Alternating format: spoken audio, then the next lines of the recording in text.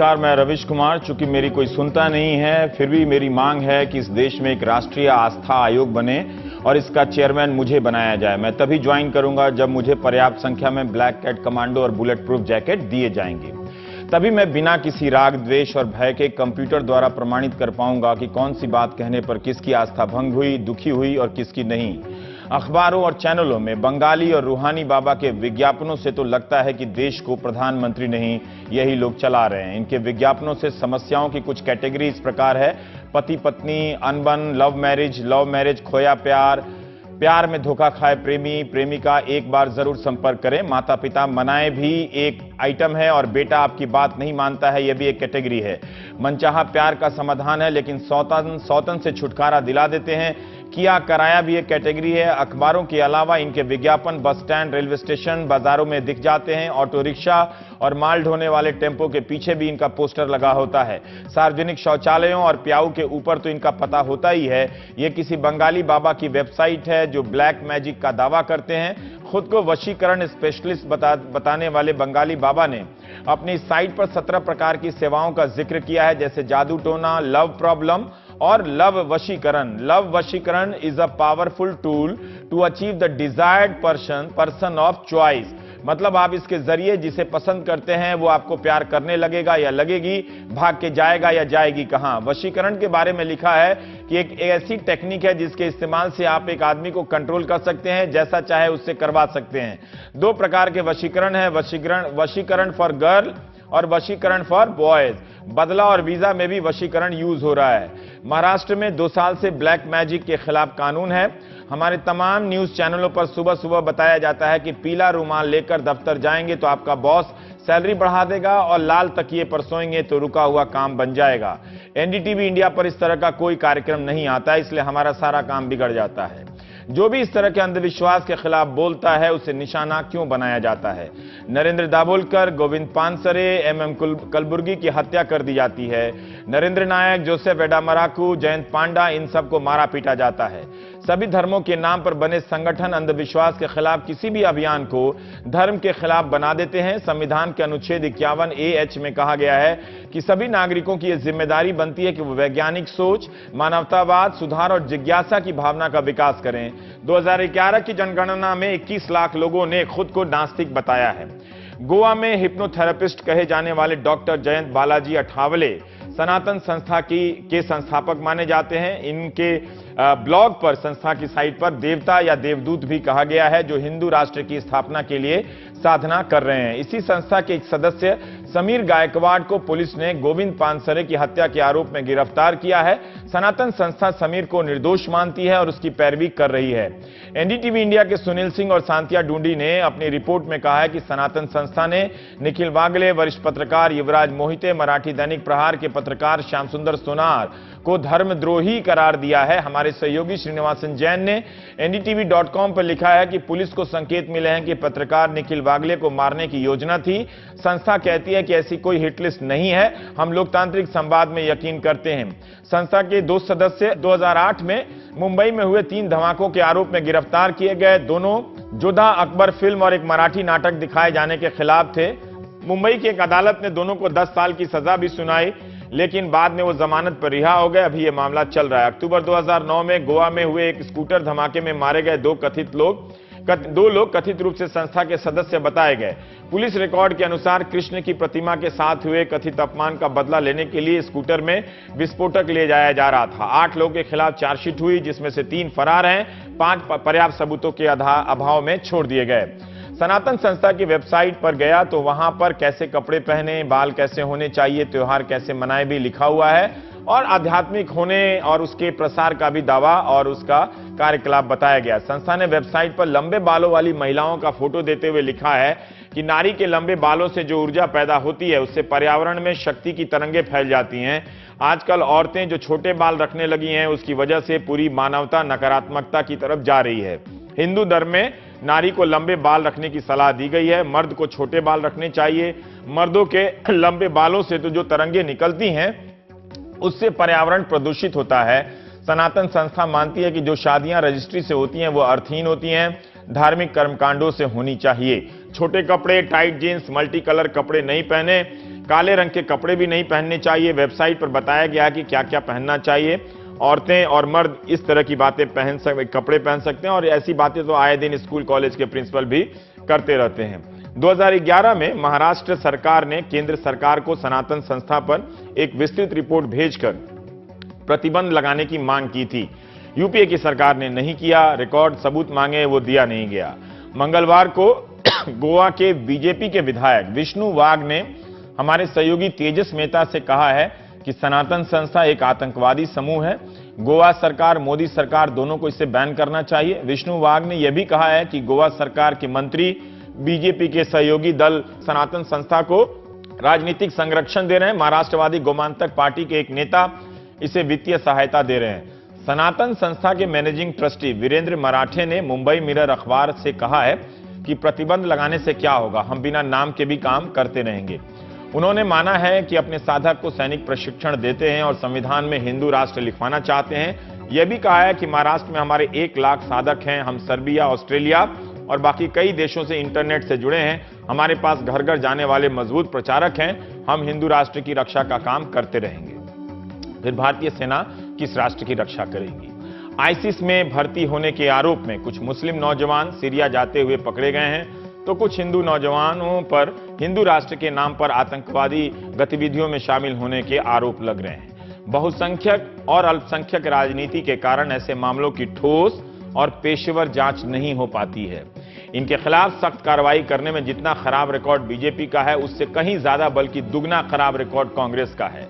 कांग्रेस यही सोचते रह जाती है कि एक्शन लेंगे तो हिंदू वोट नाराज हो जाएगा, और बीजेपी सरकार में ऐसे तमाम संगठन बेलगाम हो जाते हैं ये सोचकर कि हिंदुओं की कोई सरकार है, हिंदुओं की सरकार है तो कोई कुछ बोलेगा नहीं। हालांकि इन संगठनों का अस्तित्व सभी सरकारों में आता है और फलता फूलता रहता है। हम प्राइम टाइम में बात करेंगे। हमारे साथ संबित पात्रा है, प्रवक्ता बीजेपी, संजय झा कांग्रेस प्रवक्ता, अभय वर्धक जी हैं, आप प्रवक्ता हैं सनातन संस्था, निखिल वागले जी हैं वरिष्ठ पत्रकार, और राना अयूब हैं वरिष्ठ पत्रकार, मुंबई से आप लोग हैं। अभय वर्धक, मैं आपसे जानना चाहता हूं कि क्या वाकई आप लोग पत्रकारों को धर्मद्रोही घोषित करते हैं? देखिए कि हम किसी को धर्मद्रोही घोषित करते हैं, किस प्रकार करते हैं, वो तो मैंने डिटेल में बताऊंगा। एक बात आपने बार बार कही कि मतलब कांग्रेस भी बैन नहीं लगा पाई, उससे बीजेपी भी बैन नहीं लगा पाई। वो क्यों नहीं लगा पाई वो पहले आपको सोचना होगा, क्योंकि सनातन संस्था एक आध्यात्मिक संगठन है। इस संगठन में पारिवारिक लोग रहते हैं, वयस्कर लोग हैं और एजुकेटेड लोग हैं, बहुत ही अच्छे घर के लोग आके साधना करते हैं। उसमें नई जजमेंट जो ये वास्तविकता है उसके कारण ही मतलब कांग्रेस वाले बैन नहीं लगा पाए और बीजेपी वाले भी बैन नहीं लगा पाए, क्योंकि ये कोई राष्ट्रद्रोही संगठन नहीं है। क्या आपकी संस्था पत्रकारों को जो अभी धर्मद्रोही घोषित करती है? लिखता है जी, जो धर्म के खिलाफ लिखता है, धर्म के अपमान करता है, तो उसके लिए हम धर्मद्रोही करके लिखते हैं। उसकी क्या सजा है? धर्मद्रोही क्यों लिखते हैं?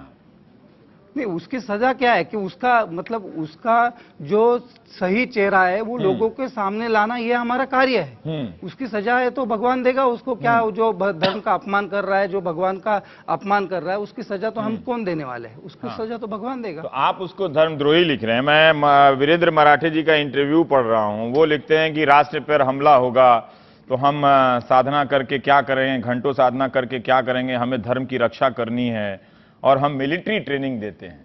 अब आप बताएंगे, आप अध्यात्म का कार्य करते हैं तो इसमें मिलिट्री ट्रेनिंग की क्या जरूरत है? और क्या हमें हमारे दर्शकों को बताएंगे कि आप लोग इतने अच्छे लोग हैं, देश में इतनी बड़ी सेना है, तीनों अंगों की सेना है, आपके लोगों को मिलिट्री ट्रेनिंग की क्या जरूरत है? जो वीरेंद्र मराठे जी का मुंबई मिरर में छपके इंटरव्यू आया है उसके बारे में तफसील में बताता हूं। उन्होंने कहा था कि हम सेल्फ डिफेंस ट्रेनिंग देते हैं, स्व संरक्षण प्रशिक्षण। और उसके जो पत्रकार आया था उसने गलत तरीके से लिखा है कि हम मिलिट्री ट्रेनिंग देते हैं, वेपन यूज करते हैं, एम्यूनेशन यूज करते हैं। वो आज ही हमने मुंबई मिरर को खत लिख के भेजा है और जो मीडिया है हमारे संपर्क में उनको भी भेजा है कि ये सरासर वो पत्रकार की गलती है। उसने मिसकोट किया है। ये क्या ट्रेनिंग देते हैं सर? क्या सेल्फ डिफेंस में बंदूक चलाने की ट्रेनिंग देते हैं या जूडो कराटे टाइप की ट्रेनिंग देते हैं? जो हाँ सही बात है कि अगर कोई मेरी चेन स्नैच करने का प्रयास कर रहा है, किसी कोई लड़की की छेड़ करने का प्रयास कर रहा है, तो कौन से टेक्निक्स उसको यूज करने हैं ताकि वो अपना सेल्फ डिफेंस कर पाए, स्व का संरक्षण कर बंदूक की पाए। ट्रेनिंग देते हैं? मैं साफ साफ बंदूक की ट्रेनिंग वगैरह कुछ नहीं देते, नहीं देते। कोई भी एम्यूनेटेड वेपन की ट्रेनिंग नहीं देते हैं। अच्छा, ठीक है। एक सवाल मेरे साथ निखिल वागले हैं। निखिल साहब, ये आरोप ये श्रीनिवासन जैन ने लिखा है ndtv.com पे कि पुलिस ने कॉल डिटेल से ऐसा पाया है कि समीर गायकवाड़ जो हैं वो आपको निशाना बनाने की बात कर रहा है, और अभय वर्तक या इनकी संस्था का दावा है कि यही एक रिकॉर्ड मिला है, हमारे खिलाफ अभी तक कोई सबूत नहीं मिला है। हमारी संस्था, अभी कह भी रहे थे, कांग्रेस की सरकार हो या बीजेपी की सरकार हो, किसी के पास ठोस सबूत नहीं मिला है कि हमें साबित किया जा सके। क्या इनकी सफाई पर्याप्त है? और हम सब आपकी सुरक्षा को लेकर भी चिंतित हैं निखिल।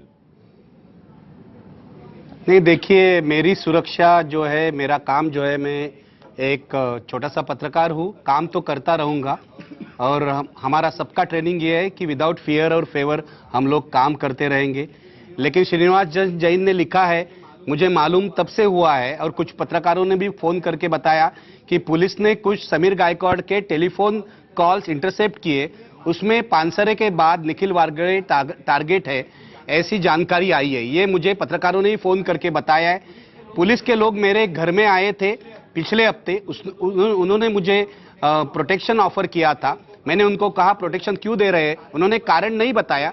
उन्होंने कहा जनरल थ्रेट परसेप्शन है। मैंने कहा मैं एक पत्रकार हूं, मेरा काम जो है आजादी के साथ करना चाहता हूं, मुझे इस प्रकार के पुलिस प्रोटेक्शन की जरूरत नहीं है। ये एक फार्स होता है, एक कांस्टेबल देने से किसी का संरक्षण आप नहीं कर सकते।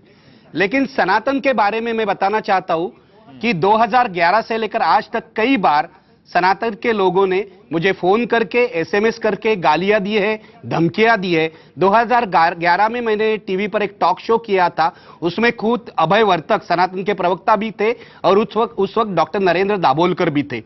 उस टॉक शो से अभय वर्तक ने वॉकआउट किया था। उसके बाद इन्होंने सनातन प्रभात में मेरा मोबाइल नंबर छाप दिया और अपने साधकों को अपील किया कि निखिल वागले के खिलाफ प्रोटेस्ट करें। उसके बाद कम से कम 1.5 महीने तक रोज मुझे सैकड़ों कॉल, गाली गलौज करते हुए एसएमएस आए, धमकियां देने वाले आए। और जब जब इसके आगे मैंने सनातन हो, हिंदू राष्ट्र सेना हो, किसी भी राइट विंग टेररिस्ट ग्रुप के खिलाफ कार्यक्रम किया है, तो ये धमकियां तो चालू रहती है। फेसबुक पर, ट्विटर पर हमारे खिलाफ तो लिखना चालू रहता है। लेकिन अभी मुझे ये मालूम पड़ा है पुलिस ने भी ये जो फोन कॉल्स है वो कुछ ट्रैक किए। ठीक है, अब अभय जी जरा ये बता दीजिए कि नंबर पब्लिश करना, आप अगर वैचारिक सहमति असहमति की बात कर रहे हैं, धमकी देना, खुद निखिल वागले कह रहे हैं कि महीनों तक रोज सैकड़ों कॉल आते रहे, तो ये तो आध्यात्मिक लोगों का चरित्र तो नहीं है ना। वही मैं पूछ रहा था कि ये जो धर्मद्रोही जिसको करार देते हैं उसकी सजा आप किस तरह से मुकर्रर करते हैं?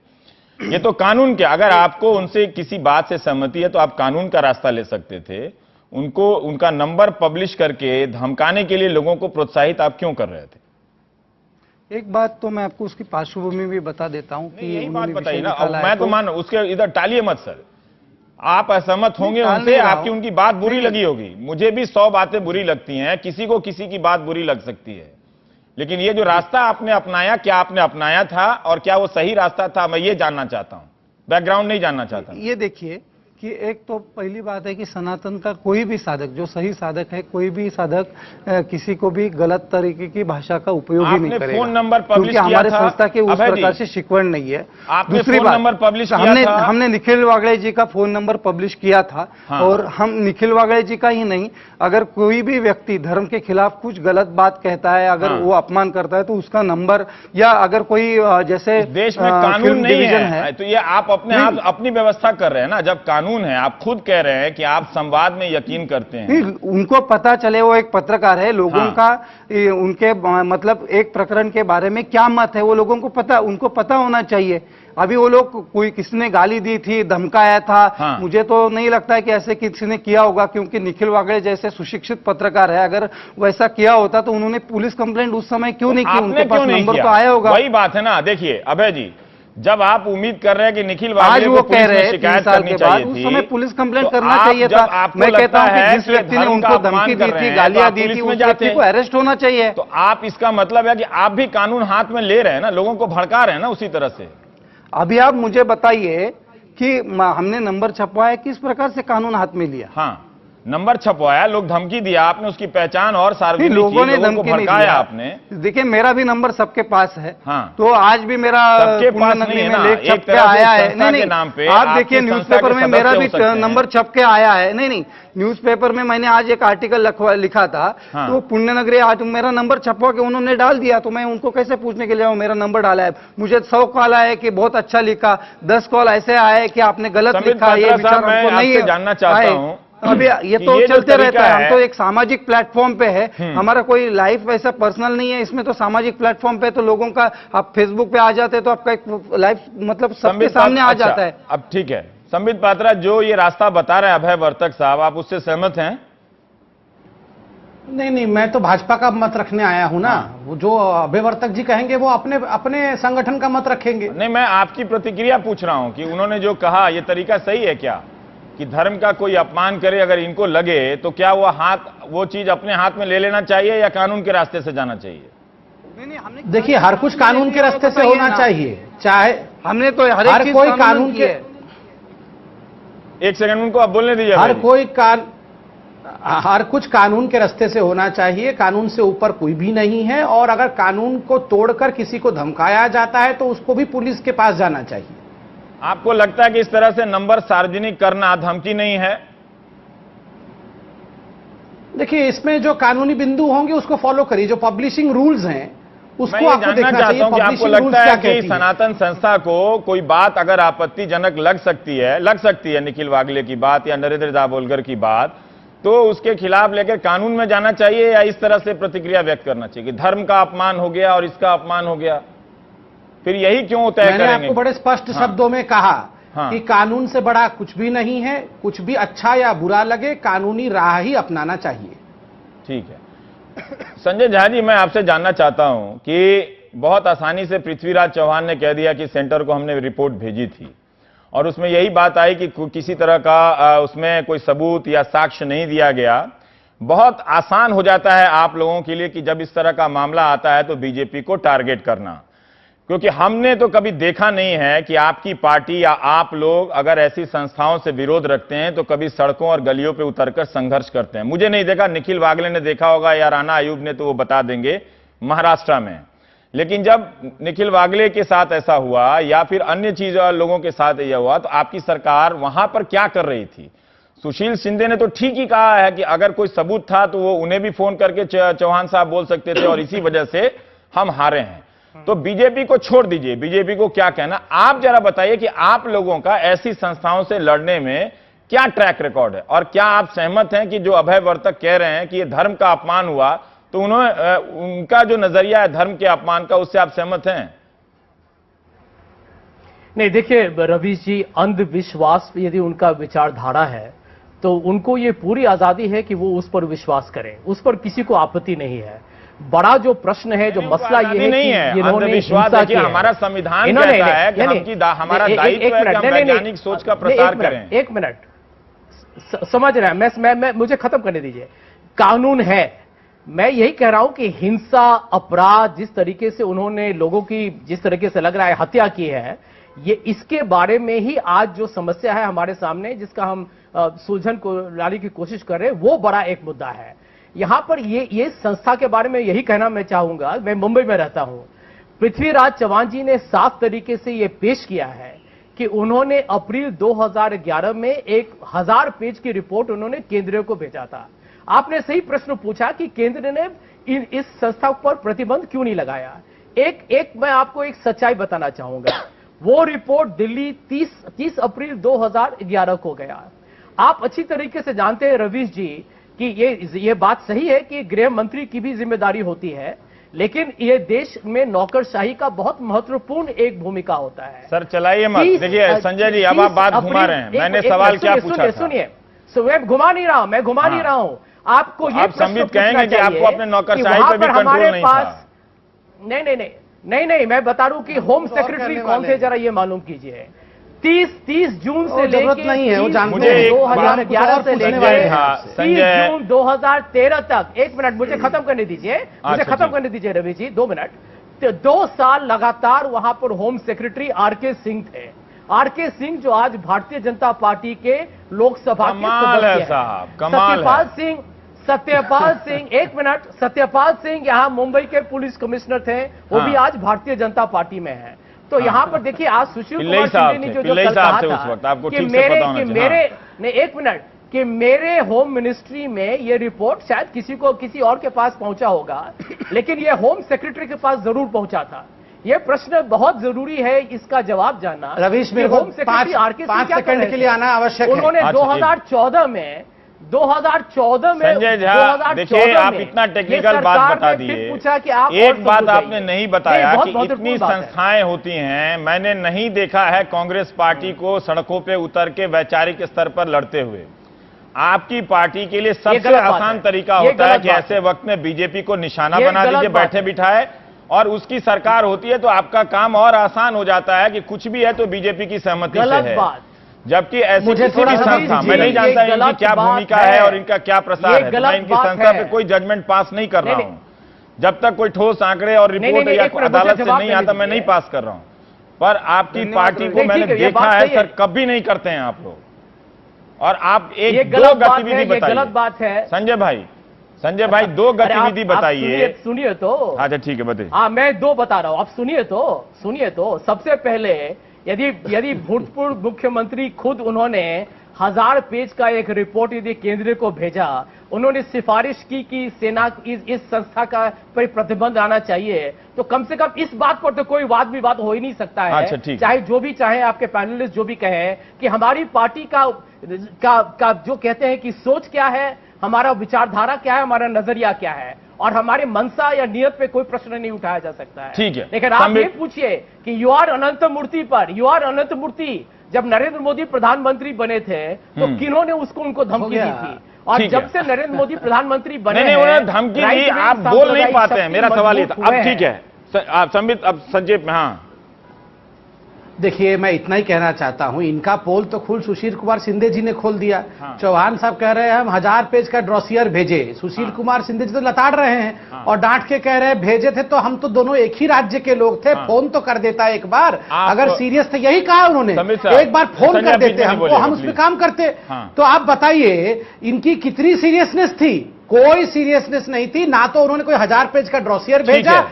ना उन्होंने रिसीव किया, और अब मैं आपकी इसीलिए seriousness शिंदे जानना साहब ने चाहता कहा ऐसे ही लोगों के कारण हम हारे हैं महाराष्ट्र में। ठीक है। और संजय संबित जी साहब, ऐसा बार बार बोलेगा तो और हार जाइएगा। ठीक है। आप आर.के. राणा सिंह- आयुब, मैं आप आपसे आर.के. जानना सिंह चाहता हूं, के देखिए भूमिका पर टिप्पणी ऐसा है कीजिए। कि इस संस्था के बारे में मैं पहली बार डिबेट कर रहा हूं, तो जरा दर्शकों को भी धीरे धीरे पता चलने दीजिए कि मामला क्या है। मैं अभी आ रहा हूं।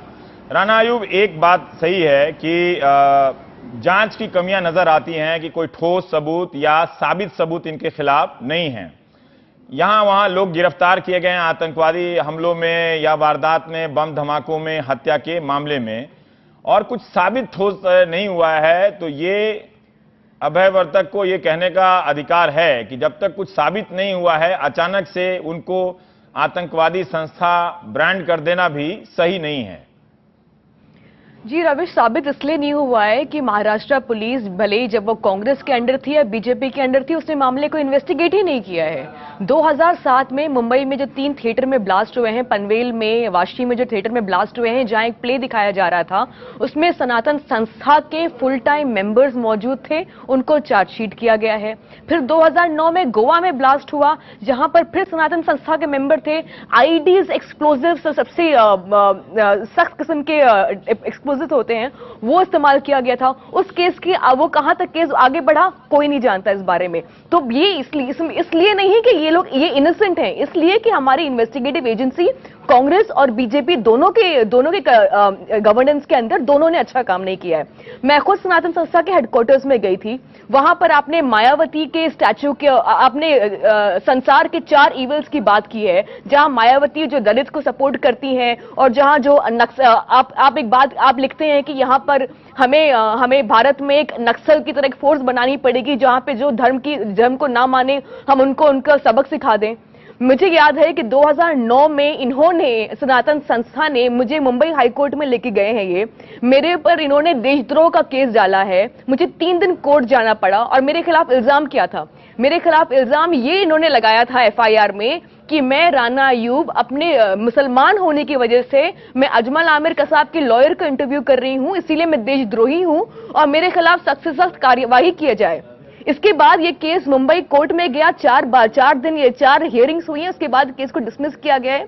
फिर मुझे थ्रेट कॉल्स आए, जिसके बाद महाराष्ट्र पुलिस ने मुझसे ऑफर किया कि क्या मैं रिवॉल्वर लेना चाहूंगी या नहीं, जिसको मैंने रिफ्यूज कर दिया गया।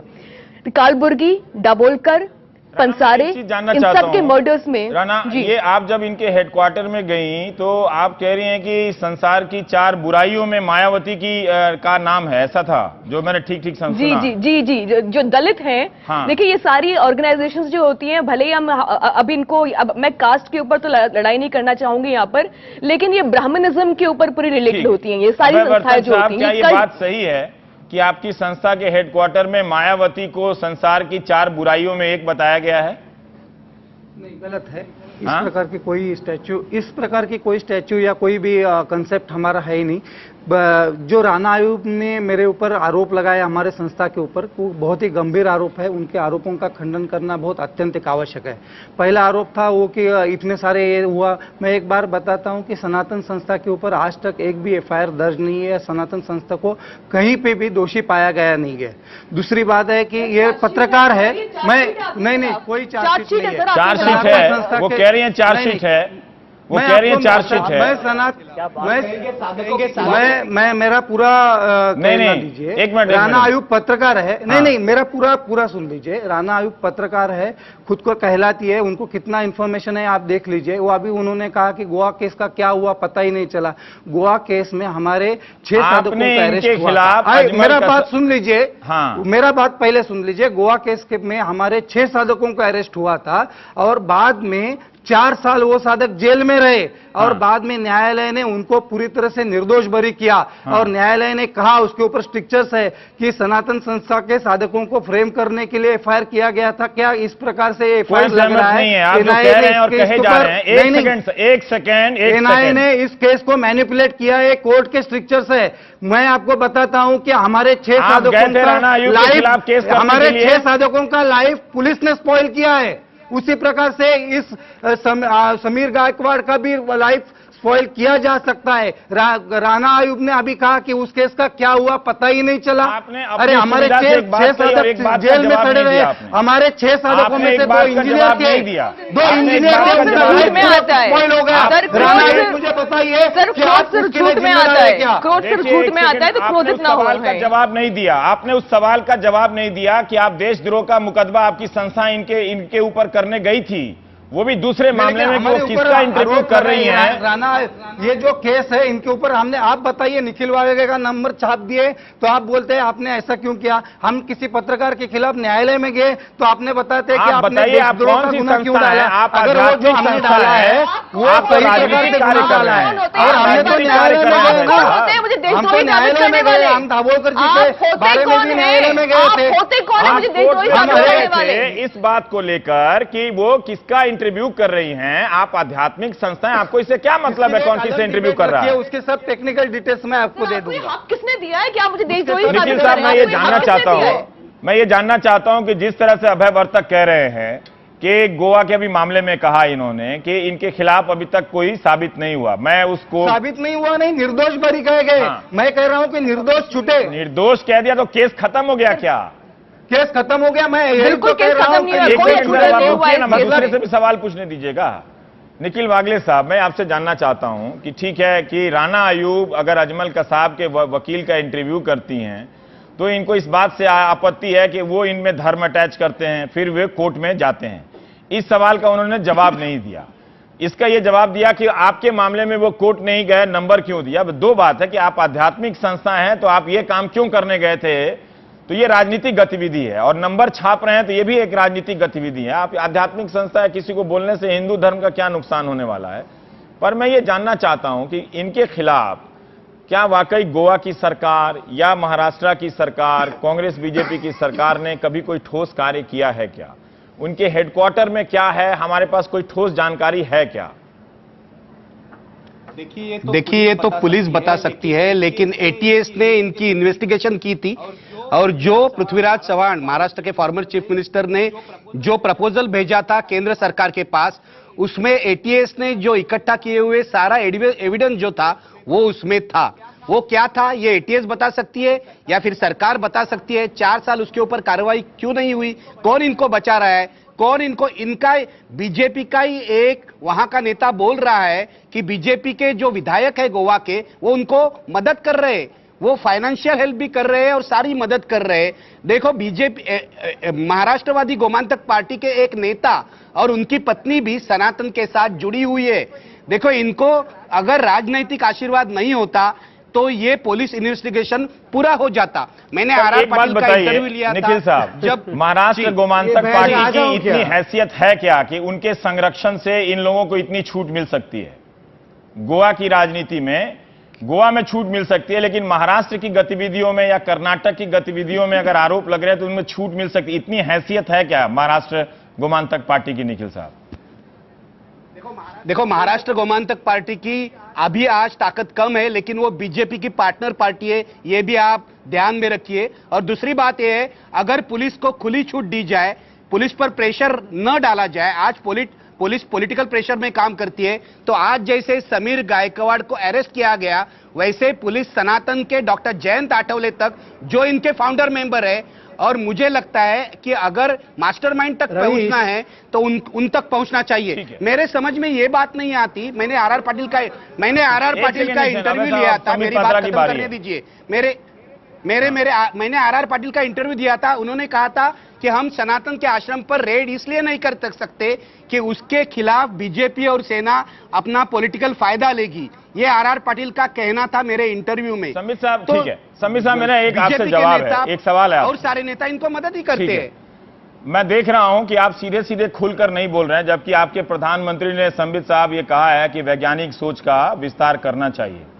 और मैं देख रहा हूं कि आप बहुत सारी बातें हैं, औरतों को लंबे बाल रखने चाहिए या छोटे बाल रखने चाहिए, इनके खिलाफ तो आप बोल ही सकते हैं। पर आपका ही विधायक कह रहा है गोवा में, विष्णु वाघ साहब, कि आपकी सरकार के मंत्री, गोवा सरकार के मंत्री और बीजेपी के सहयोगी दल सनातन संस्था को राजनीतिक संरक्षण दे रहे हैं। आपके ही विधायक कह रहे हैं कि ये एक आतंकवादी समूह है। अब मुझे मालूम नहीं कि वो बीजेपी के खिलाफ केस करेंगे कि नहीं करेंगे अभयवर्तक। वो राना अयूब अगर की कहीं होती है बात तो जरूर एक मुसलमान पत्रकार ने कहा, जरूर अभयवर्तक केस करने गए होते। रवीश कुमार जी, आपके जैसा थोड़ा वक्त दीजिए, मैं उत्तर देता हूं। मुसलमान हिंदू बनाता है, क्या चल रहा है? अभी संबित की बारी है। एक आप क्रिटिसाइज कर रहे हैं, एक सेकंड, मैं उत्तर दे दूं जरा। इसका उत्तर दीजिए। मैं उत्तर दे देता हूं। ये बात अच्छी नहीं, सब शांत हो जाएं तो मैं बोलता हूं। हाँ, विष्णु वाघ ने कहा है कि सनातन संस्था आतंकवादी समझ गया, मैं समझ गया, मैं सब समझ गया। मगर मुझे तो इस बात का यहाँ पे अचंभा हो रहा है कि कुछ लोगों के सर पे कांग्रेस का डंडा बरस रहा होता है, मगर उनके मुंह से बीजेपी निकल रहा होता है। आप बताइए किस जमाने में? इससे मेरा ऑब्जेक्शन है, ये लाइन वापस ले। क्यों ऑब्जेक्शन है? अगर ये बात करेंगे तो इस देश में तराजू लेके हिसाब होगा कि कौन से पत्रकार बीजेपी के डंडा से रिपोर्टिंग करते हैं और कौन से पत्रकार कांग्रेस के डंडा से रिपोर्टिंग करते हैं। अगर ये बात आप करेंगे, ये गलत बात है, ये आप वापस ले लीजिए संबित साहब। नहीं, मैं आपकी किसी बात पे इस तरह से नहीं करता हूं। अरे सुन लीजिए, अगर आप ये बात करेंगे तो आपको ये हिसाब कर लीजिए आप कि देश में कौन सा टीवी चैनल, कौन सा पत्रकार। मत कीजिए आप, ऐसे नहीं होता है। आप पूरा मत कीजिए, आप अपनी बात कहिए। मैं निखिल जी के लिए कुछ कह रहा हूं, सुन लीजिए। आप देखिए, कोई संस्थान ने कांग्रेस के समय में आपके खिलाफ काम किया, आप पुलिस का प्रोटेक्शन लेते नहीं हैं। हम तो चाहते हैं आप 200 वर्षों तक सलामत रहे। आप सवाल का जवाब नहीं साहब। मगर मैं सुनिए ना, मगर कांग्रेस के सरकार ने काम नहीं किया, आप यहां बीजेपी कर रहे हैं, क्यों? ये तो मैं कह रहा हूं, ये सवाल तो मैं कर रहा हूं। और आप सुने तो नहीं, नहीं, राणा यही तो मैं आयोग बता और रहा निखिल हूं। वागले, नहीं गलत सुना आपने। संबित साहब, मैं समझ रहा हूं आज आप टाल रहे हैं, मुझे ब्रेक में जाना है, 1 सेकंड। उन्होंने नहीं मैं बताया। बिल्कुल टाल नहीं रहा हूं, सबका सच्चा उत्तर दूंगा। दोनों ने इनको ये बात कांग्रेस ने कही है, प्रताड़ित राणा किया और निखिल ने। इनको कांग्रेस ने प्रताड़ित किया सर, और ये आप बीजेपी क्या आप कर रहे सवाल हैं? का जवाब देने के बजाय कहीं और मुड़ गए आप। आपको हमेशा इस बात की सुविधा होती है। देखिए संबित, आपसे नहीं, सवाल आपका ये था कि आपके बीजेपी का विधायक इनकी संस्था को आतंकवादी संस्था कहता है, क्या आप सहमत हैं? देखिए, मैं कानून के बृहद प्रोसेस से सहमत या असहमत हो सकता हूं। मैं एक व्यक्ति के विचारों से सहमत या असहमत होने के लिए राष्ट्रीय प्रवक्ता के कुर्सी से कुछ भी नहीं कह सकता हूं। आप एक रिपोर्ट को बताइए, उस रिपोर्ट के ऊपर मैं आपको विधायक विषय कह रहे रखूंगा। हैं कि अब ये इन दोनों ने, पत्रकारों ने, मुझे ब्रेक पे जाना है, वैसे कांग्रेस की भी कभी देखिए सवाल उठाया कि रवीश जी, कांग्रेस के सरकार में भी रवीश इनकी जी, जांच नहीं हुई। आपने खुद कहा ना, आपने खुद कहा कि मैं इस तो मैं संस्था वही के बात ऊपर कहा, कोई पर टिप्पणी संबित नहीं साहब कर जब सकता आपसे हूं। सवाल अगर पूछा आप गया टिप्पणी नहीं कर तो सकते आपने हैं सवाल तो को मैं मोड़ टिप्पणी दिया। कैसे कर सकता हूं? नहीं, आपने सवाल को नहीं, मोड़ दिया। मैं नहीं, सीधा बोल रहा हूं, आपने सवाल मैं को सीधे मोड़ बोल दिया। रहा हूं। मैं जिस कहता हूं कि सवाल का देश की जवाब जनता आप खुद को नहीं दे सकते हैं, अखबार से लेकर उसका जवाब चैनल मैं तक कैसे दे दूं? उठाकर ये हिसाब करना चाहिए कि कौन सा पत्रकार आपके हिसाब से कर रहा है। ये सुविधा के हिसाब से आप मत बोलिए सर कि कांग्रेस के डंडे से बोल रहे मैं हैं। निखिल जी के ये लिए मत बोल बोलिए। रहा नहीं, ये हूं। ठीक बात नहीं है। निखिल हो चाहे निखिल कोई जी हो। को अत्याचार कोई कांग्रेस हो। ने किया, वो कोई हो, बीजेपी का मेरा नाम काम क्यों है ले करना। रहे हैं? यहाँ कोई कांग्रेस के डंडे से नहीं बैठा है, ना आप किसी के डंडे से बैठे हैं। ये मत कहिए सर, ये आपको कोई सवाल पूछा गया कि आपके विधायक ने इनकी संस्था को आतंकवादी कहा, यही पूछा आपको गया। कुछ मालूम नहीं है, रोज आकर टीवी नहीं, पर मैं आपसे ये बोल रहा हूं, इसका जवाब तो आप भी नहीं दे रहे हैं। आज तक क्या आप इसे आतंकवादी संस्था मानते हैं रवीश जी? आपको माफी आप मांगनी मानते हैं चाहिए कि नहीं, ये चैनल बता पर। दीजिए। संबित एक छोटा सा ब्रेक लेंगे। संबित साहब, मुझे संबित लगता है कि पात्रा, आपने माफी गड़बड़ की मांगिए है। चैनल पर। ये एक छोटा सा हम ब्रेक लेते हैं, लौट के आते हैं। ये बिल्कुल गड़बड़ बात आपको है। मालूम अगर नहीं ये है, बात है तो ये हिसाब होना चाहिए कि कौन सा चैनल बीजेपी के हिसाब से रिपोर्ट कर रहा है और कौन सा रिपोर्टर कांग्रेस के हिसाब से रिपोर्ट कर रहा है। इसलिए नहीं कि जिसके पास संसाधन है 500 लोग सोशल मीडिया पर लगा के ये कहने लगेंगे कि ये कांग्रेसी पत्रकार है।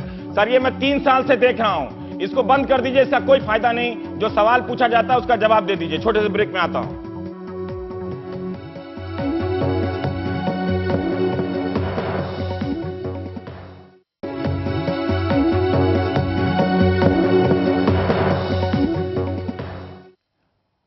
अभय साहब, आपसे मेरा सवाल है कि देखिए, बीजेपी के विधायक है गोवा में, उन्होंने हमारे सहयोगी तेजस मेहता से वो इंटरव्यू मैंने भी सुना है, साफ साफ कहा है कि आपकी संस्था, देखिए कांग्रेस आरोप लगाए, पुलिस आरोप लगाए, वो अलग बात है, वो विधायक है, उन्होंने कहा कि महाराष्ट्र गोमांतक पार्टी से आपको वित्तीय मदद मिलती है और आपकी संस्था आतंकवादी समूह है, टेरर ग्रुप है, ये यूज किया है वर्ड उन्होंने।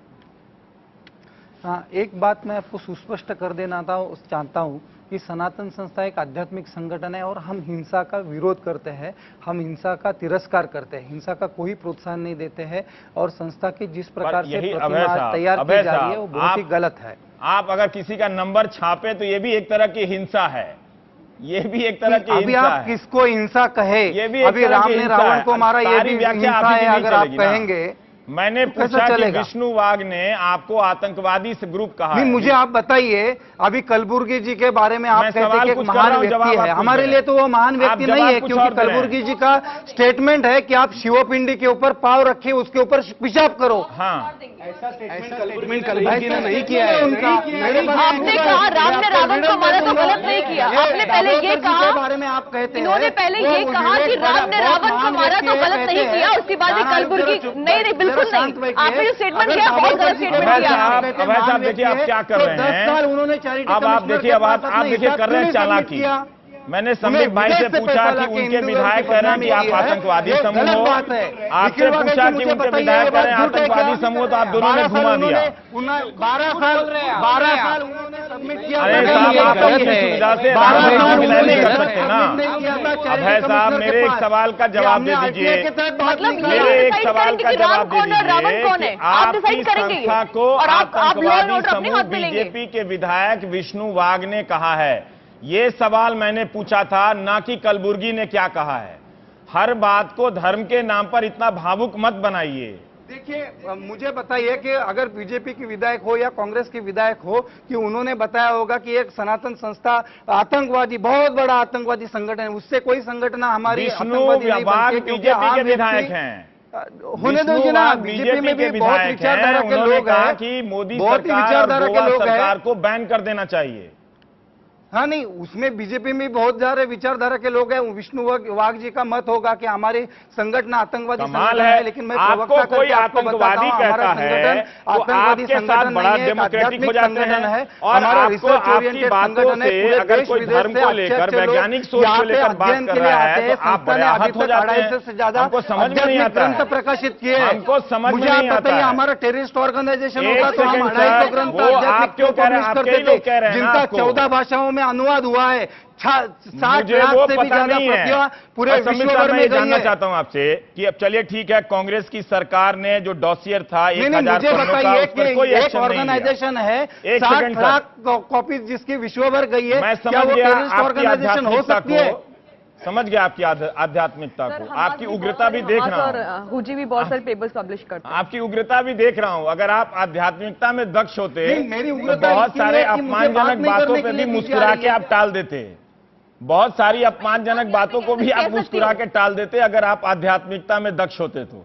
संबित, मेरा ये कहना है, ये मैं फैक्ट तो है। आध्यात्मिक हूँ, लेकिन हमारे यहाँ पे गुरुदेव ने हमारे यहाँ पे सिखाया है कि जहाँ पे जैसे बात करनी चाहिए उसको मैं कड़ाई वही देख जवाब रहा देना हूं कि चाहिए। जब हर बीजेपी समय का मुस्कुरा के विधायक बात नहीं आपको होती है। आतंकवादी मुस्कुरा के कहता है मुस्कुरा के तो हमारे आप देश का अपने गुरुदेव की सत्यानाश हो शिक्षा गया का है। अमल नहीं करते हैं। लेकिन जब कोई वैज्ञानिक सोच की बात कहता है, अंधविश्वास की बात कहता है, तब आप गुरुदेव की शिक्षा ले आते हैं। पर संबित, मेरा आपसे सवाल है कि 1000 पन्ने का डॉसियर है, सही बात है, कांग्रेस ने नहीं किया इस पर एक्शन, और इसमें आपको बोलने की जरूरत नहीं है। अगर संजय झा की बात के हिसाब से सत्यपाल सिंह अगर बीजेपी से मिले हुए हैं और उनको नहीं एक्शन दे रहे थे, तो ये इन पे ही सवाल उठता है कि इन्होंने सत्यपाल सिंह पे क्या एक्शन रवि किया। जी इतना ही क्या बताइए कि आपको आप लगता है बोलते हैं कि संबित, कांग्रेस एक ने नहीं सेकंड, किया, आपकी कांग्रेस आवाज ने में राधा धीमे कर रहा हूं अकादमी अभय के जी। ऊपर पाबंदी की अभय जी, मैं संबित से पूछ रहा उस हूं, समय चुप क्यों थे वो मुझे मैं आपकी आवाज अब धीमे कर रहा हूं, यार पढ़ा कीजिए आप लोग थोड़ा। आपकी आवाज धीमे कर रहा हूं, मुझे संबित से सवाल करना है। हाँ, मेरा सवाल यह है कि अब क्या आपको लगता है कि आपकी सरकार इस डॉसियर पर कोई एक्शन लेगी या इसकी जांच को और आगे बढ़ाएगी जिससे ये तथ्य सामने आए? क्योंकि कई बार फैक्ट्स आते नहीं हैं, ये आधे अधूरे सत्यों पर ये आतंकवादी हैं, वो आतंकवादी होता है, उसी के आड़ में वो देखिए अपना कलबुर्गी चलाने लगे। वो हत्या हुई, उसकी निंदा नहीं की उन्होंने, क्या कहा उसका खिलाफ जरूर किया उन्होंने। हाँ संबित, देखिए, मैं आपके सारे प्रश्नों का उत्तर देता हूं ताकि यह आप ना कहें कि मैंने उत्तर नहीं दिया। पहला प्रश्न, बीजेपी के किसी विधायक ने कहा कि यह आतंकवादी संस्था है, उस पर मेरी राय आपने जाननी चाहिए। इसका मेरा उत्तर है, नोट करिए। नंबर 1, निखिल वागले साहब और आप दोनों पत्रकार हैं, वो जिस प्रकार मैं और वो दोनों बीजेपी के विधायक हैं, इन्होंने कहा वो आतंकवादी संगठन है, मगर आपने नहीं माना। आपने कहा मैं कोई जजमेंट नहीं पास करूंगा जब तक रिपोर्ट नहीं आ जाती है। ठीक उसी प्रकार हो सकता है मेरे पार्टी से किसी ने कुछ कहा हो, मगर मैं यहां राष्ट्रीय प्रवक्ता के नाते कोई जजमेंट पास नहीं करूंगा। ठीक उसी प्रकार जैसे एनडीटीवी के एंकर के नाते आपने कोई जजमेंट पास नहीं की। दूसरी बात, 1000 पेज का डॉसियर 2011 से यह पूरा विषय चल रहा है, इन्होंने भेजा है सेंटर को। आज उस विषय को लेकर सुशील कुमार सिंधे जी ने लताड़ा है चौहान साहब को। हमारा रोल क्या रहेगा उसका उत्तर सुन लीजिए। हमारा रोल यही है कि आज जो गायकवाड़ साहब अरेस्ट हुए हैं, जिनसे पूछताछ हो रही है, किसकी सरकार के अंतर्गत हुई है? हमारी सरकार कानून की पक्षधर है। हमारी सरकार ये बात भी सही है, की राजनीतियों में नहीं पड़ती है। अरेस्ट आपकी सरकार ने किया, ये फैक्ट बात है। संजय, संक्षेप में, ये बात भी सही है। हाँ देखिए, संक्षेप में मैं नहीं, देखिए रवि जी, इसमें कोई दो राय नहीं है कि ये संस्था उग्र है, मौलिक है और ये हिंसा और अपराध में विश्वास करती है। इस पर कोई वाद विवाद है ही नहीं, सबूत भी है, चार्जशीट भी हुई है। अब यही बात है कि वर्तमान की बात कीजिए, सबूत है, केंद्र सरकार के हाथ में है, नरेंद्र मोदी जी की सरकार 16 महीने से वहां, देखिए उसका जवाब संबित ने दे दिया आपको। मोदी जी आ गए, यही समस्या है सर, उसका जवाब संबित ने दिया। सोनिया जी कहाँ थी इतने वर्षों तक? अति आवश्यक है, ये अति आवश्यक हम जानना चाहते हैं, प्रतिबंध लाया जाए। संजय जी, हम इसी बात की सिफारिश आप करते लोग हैं। इतना समय ले लेते हैं। महाराष्ट्र में राणा, संक्षेप संजय में। जी, हाँ।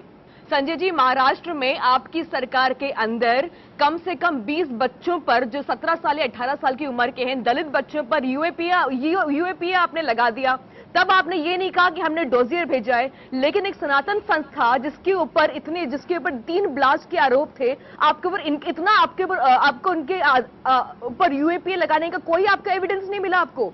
आप बीजेपी पर डालना बहुत आसान चीज बहुत है, आसान है, लेकिन हाँ। आपने क्या किया उस वक्त? आपने उस वक्त क्या किया? ठीक है। आपके सामने 3 ब्लास्ट हुए निखिल थे। वागले, आप निखिल जब मैं ये बात चाहता करते हूँ हैं, कि नक्सल इस को प्रोग्राम के यदि बाद अब करते खत्म हो हैं। रहा है। राणा, नहीं नहीं, आपको- संजय अब समय नहीं है। राणा, आपको इस बात पर विश्वास करना पड़ेगा। आप जरा कि यदि अभय हमने- वर्तक साहब, हमने आप दोनों सबूत चाय भेजा पीते हुए है जाइएगा कि साथ आप में। इस संस्था पर प्रतिबंध लगा सकते हैं, तो आपको इस बात पर विश्वास करना है। ये बात अरे आपकी सोच की है। संजय साहब, आप रुक हमने जाइए। इस निखिल, सिफारिश निखिल, की है कि आपसे इस सवाल संस्था है। को बंद किया अरे जाए। आप नहीं कर पाए ना सर, आपके तो प्रॉब्लम ये है कि आप रविश, लोगों ने क्या मैं किया संजय से नहीं एक तो बात जवाब पूछ नहीं सकती दिया हूँ? जाता। रविश, क्या मैं संजय से एक बात निखिल पूछ वागले, सकती हूँ? फाइनल कमेंट सर, 10 सेकंड जो आपसे। शायद ही वॉज वेरी सॉफ्ट और एक सेकंड। जी रविश, मैं ये इतना ही चाहता हूं कि ये सारे जो जहरीले संगठन है, सनातन संस्था हो, हिंदू राष्ट्र सेना हो, जिन्होंने मोहसिन शेख का मुझे बोलने भी नहीं दे रहे, मोहसिन शेख का खून किया था, सिमी को जिस तरह से बैन किया है, वैसी ही कार्रवाई इन सारी संस्थाओं पर होनी चाहिए, चाहे वो सनातन संस्था हो या रजा अकादमी।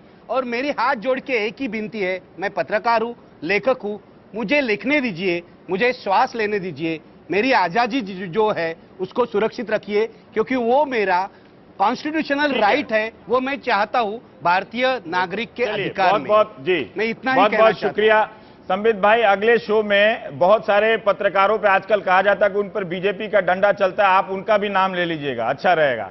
लेकिन ये नहीं करना चाहिए। जो सवाल कर रहा है, सवाल ये का जवाब पत्रकार का नहीं नहीं, आपने समझा नहीं। नहीं विषय। मैं समझा दूं लास्ट में।